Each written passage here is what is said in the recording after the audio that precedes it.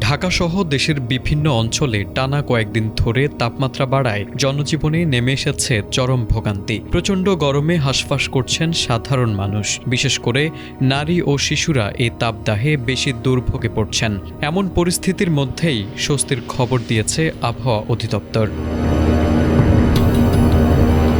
সংস্থাটি জানিয়েছে, শিগগিরই দেশের বিভিন্ন এলাকায় বৃষ্টি বা বজ্রসহ বৃষ্টিপাতের সম্ভাবনা রয়েছে, যা তাপমাত্রা কিছুটা কমিয়ে আনতে পারে। আবহাওয়াবিদদের মতে আকাশে মেঘের পরিমাণ বাড়তে শুরু করেছে। এর ফলে আগামী কয়েকদিনের মধ্যে তাপপ্রবাহ প্রশমিত হতে পারে এবং স্বাভাবিক আবহাওয়া ফিরে আসার সম্ভাবনা রয়েছে। আবহাওয়া অফিসের তথ্য মতে রোববার থেকে সারা দেশে তাপমাত্রা কমতে পারে। এতে বলা হয়েছে, লঘুচাপের বর্ধিতাংশ পশ্চিমবঙ্গ হতে উত্তর বঙ্গোপসাগর পর্যন্ত বিস্তৃত রয়েছে। এমন পরিস্থিতিতে আগামী ২৪ ঘণ্টায় রংপুর, ময়মনসিংহ ও সিলেট বিভাগের কোথাও কোথাও মাঝারি ধরনের ভারী থেকে ভারী বর্ষণ হতে পারে। এছাড়া রংপুর, ময়মনসিংহ ও সিলেট বিভাগের কিছু কিছু জায়গায় এবং রাজশাহী, ঢাকা, খুলনা, বরিশাল ও চট্টগ্রাম বিভাগের দু এক জায়গায় অস্থায়ীভাবে দমকা অথবা ঝড়ো হাওয়া বা বিদ্যুৎ চমকানো সহ বৃষ্টি বা বজ্রসহ বৃষ্টি হতে পারে।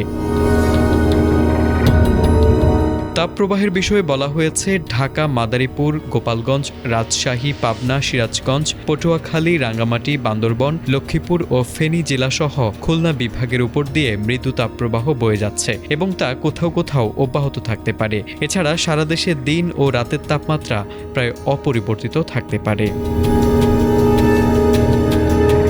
সোমবার সকাল ৯টা থেকে পরবর্তী ২৪ ঘণ্টায় ঢাকা, ময়মনসিংহ ও সিলেট বিভাগের অনেক জায়গায়, রংপুর, রাজশাহী ও চট্টগ্রাম বিভাগের কিছু কিছু জায়গায় এবং খুলনা ও বরিশাল বিভাগের দু এক জায়গায় অস্থায়ীভাবে দমকা অথবা ঝড়ো হাওয়া ও বিদ্যুৎ চমকানো সহ বৃষ্টি বা বজ্রসহ বৃষ্টি হতে পারে। পাশাপাশি রংপুর, ঢাকা, ময়মনসিংহ ও সিলেট বিভাগের কোথাও কোথাও মাঝারি ধরনের ভারী থেকে অতি ভারী বর্ষণ হতে পারে। এদিন সারা দেশে দিনের তাপমাত্রা ১ থেকে ২ ডিগ্রি সেলসিয়াস কমতে পারে ও রাতে সামান্য কমতে পারে। তারেক আজিজ, এটিএন বাংলা।